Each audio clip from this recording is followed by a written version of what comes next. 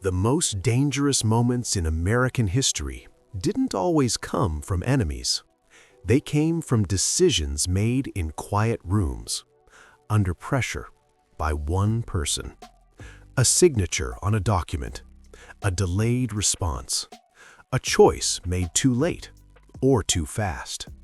At several points, the United States stood one decision away from collapse, not because of invasion, but because of presidential judgment.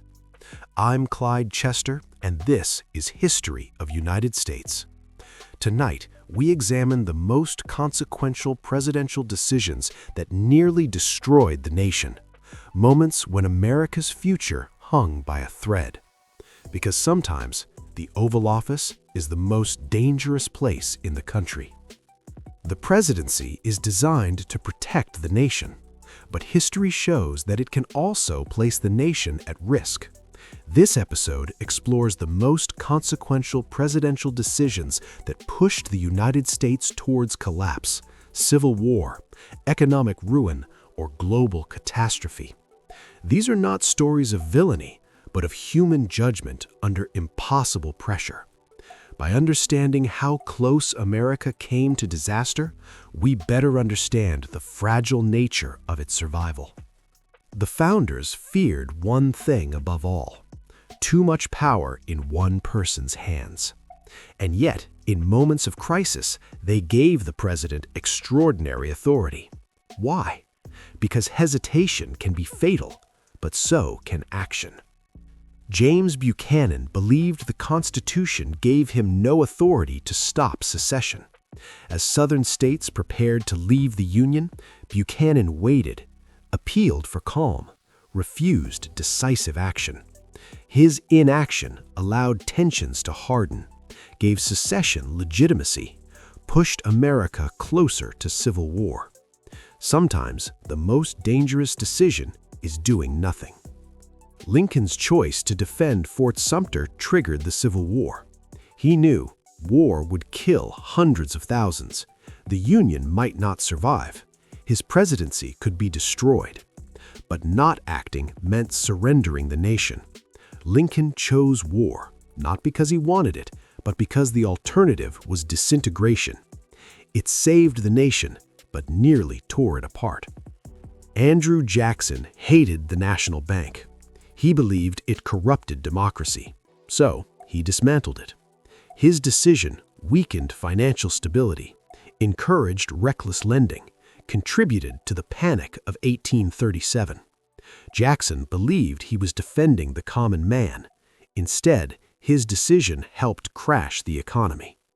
While the Supreme Court ruled on Dred Scott, presidents before Lincoln failed to challenge the system.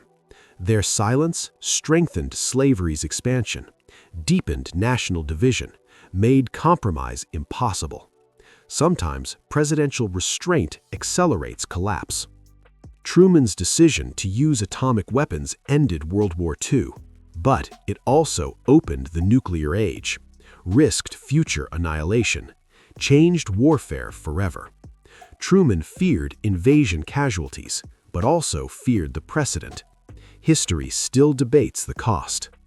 During the Cuban Missile Crisis, missiles aimed at U.S. cities. Generals pushed for strikes. Time was running out. Kennedy rejected invasion. He chose negotiation over pride.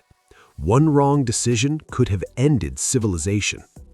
LBJ feared being seen as weak, losing credibility, political collapse.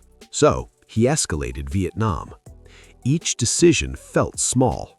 The result was catastrophic. The nation fractured. Trust evaporated. America changed forever. Nixon believed enemies were everywhere. His decision to spy, cover up, and manipulate shattered public trust, weakened institutions, nearly broke constitutional balance. Watergate wasn't just a scandal, it was a national trauma. Modern presidents face instant media reaction, global consequences, no margin for error. Decisions now ripple instantly. The margin between survival and disaster has never been thinner. Despite these moments, institutions held. Citizens pushed back. Power was corrected. The system bent but didn't break. Not because leaders were perfect, but because failure forced accountability. America wasn't saved by flawless leadership. It was saved by resilience, by a system that allowed correction, by citizens who demanded better, by lessons learned the hard way. The presidency can end a nation, but it can also preserve it, if fear, ego, and power are kept in check. I'm Clyde Chester, and this has been History of United States. If this episode made you realize how fragile America truly is, share it. Because history isn't about certainty, it's about surviving the moments when certainty disappears.